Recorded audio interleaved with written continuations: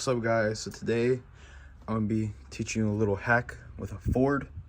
So basically all these bolts are known for going out. They all strip out. All these bolts are known for stripping out. As you can see, the bolt stripped out. So I'm just gonna be showing you a little life hack how to fix this. So because when you buy the valve cover, you can't buy the bolts. Like, I went to Ford and you have to buy the whole valve cover with new bolts. You can't replace them.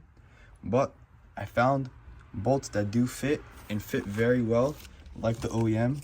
So if you just go to Home Depot, right here, M6 by 1 by 35 millimeters is the same exact size as these Ford bolts are. As you can see, the same thing. If you add 2 washers, right here, if you add 2 of these washers, it's basically the same exact height. And I already did this on the other side. Basically, you're just gonna put this in the vise. You're gonna cut the head off of the bolt, because you can see I welded a nut on there because it stripped on me. It was so rusted and it was stuck in there and I could not get it out, so I had to weld a nut on there. It was very hard, but we got it out.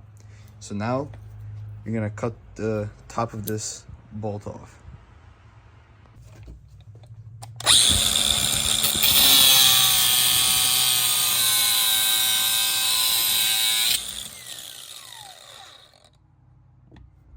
So once you're done cutting the top of the nut off, you just grab this, and this is all you need, just this part, this grommet.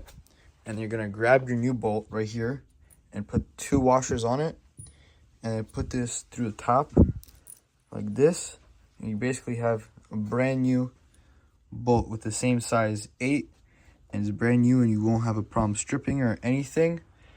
This is how it looks on the car.